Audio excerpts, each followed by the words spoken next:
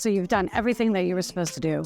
You got your email list together, you're sending out emails consistently, you're uploading consistently to BeatStars, you have an awesome profile pic and really professional branding, you're DMing artists and producers with your loop kits. How is that working for you? So if you've noticed, everything that they've been telling us over and over and over and continue to tell us that is successful and the way to do it, that used to be the case. That is not the case anymore. Obviously, because it no longer works. Back in 2020, Rob Level, and I talk about him a lot because around 2020, I actually watched a lot of his videos. He's a rapper, and he would do a lot of the tactics that are used by producers today to loop in each other. One of the things that Rob Level did was he pushed Repost Exchange. And if anybody remembers Repost Exchange, that was a SoundCloud way where I would repost your song, you would repost my song, we would both get all of these. It was something like sub for sub. Completely ineffective.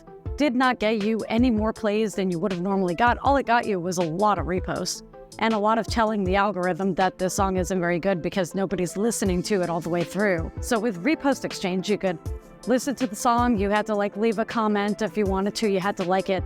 But as long as you reposted it, you didn't have to like it. He came up with this template of this message that you could send to other people, and the template went something like this. I saw that you listened to the song, you reposted it, but you didn't like it.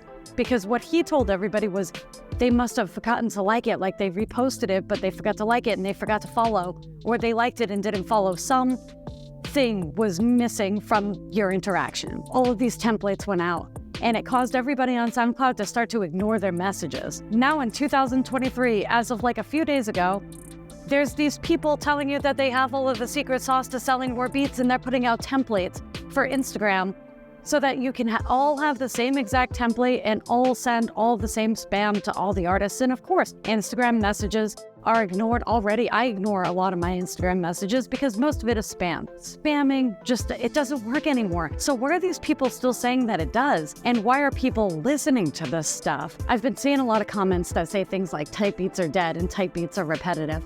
There's no such thing as a type beat. A type beat was just it was an SEO strategy. The only way that you could get your type beat found in the YouTube algorithm was to just say Drake type beat or Lil Baby type beat or whatever type beat that you were doing. That's all it really was. It was a way for rappers to search for a beat that they wanted to hear. Most of the time, the type beats didn't even sound like the artists that they were supposed to sound like, and that's because it was about what you could actually hear on the type beat. Maybe you're thinking of a song that the rapper did on an unreleased album, think Eminem Infinite. Maybe you were thinking of a song on Infinite that nobody heard, and you're like, Eminem type beat, I can hear him on here. And everybody's like, this isn't even Eminem. Because rappers were starting to fall into the same thing that producers were, of thinking that they had to be someone else in order to be successful. If this beat doesn't sound Eminem enough, nobody's gonna listen to me. But the truth is, nobody's gonna listen to you because why would we if we can just listen to Eminem? It's the same way with producing.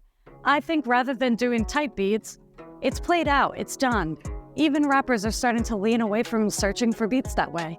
Maybe something like heavy piano, instrumental, trap style, 2023, something like that. Something to steer us away from continuously doing that type beat stuff. Unless you're working with an irrelevant artist, a really, really small artist, or an artist that's outside of the genre of hip hop, you're not gonna get anywhere with type beats anymore. It's done. All of these courses and people telling you to continue with this stuff, it's done. It worked a long time ago and it worked for them, and maybe their heart really is pure and they think because it worked for them, it's gonna work for you. I'm telling you right now, it won't. And I know that you've seen that it won't. There's people in my comment section defending people that are scamming them out of money. And I'm like, what are you doing? You're literally participating in your own oppression.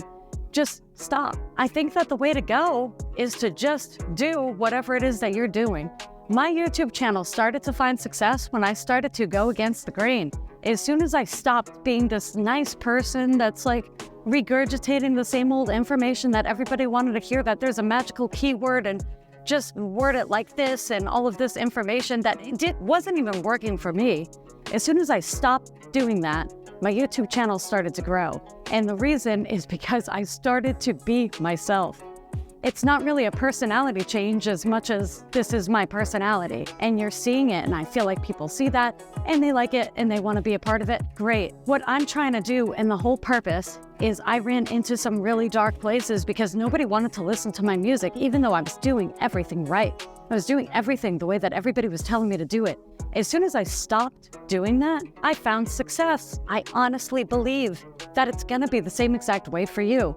I don't have the secrets on how to lease more beats, and I don't have the secrets on how to have a successful YouTube channel other than not doing what they're telling you to do.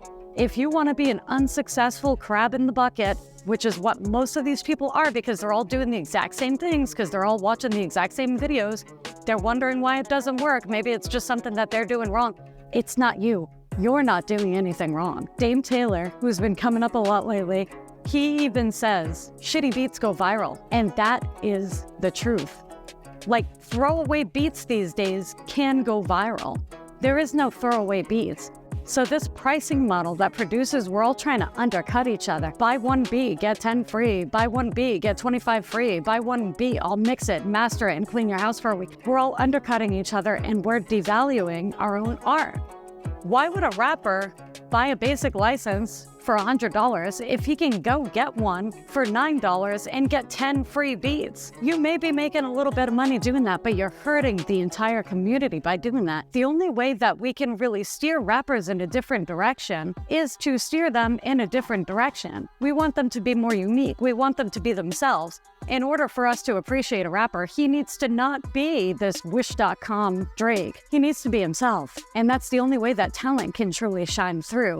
And the only way that we can kind of get them to start to do that is to steer them away from looking for these type beats and to steer them away from thinking that all beats are $1. We are the ones that messed this up.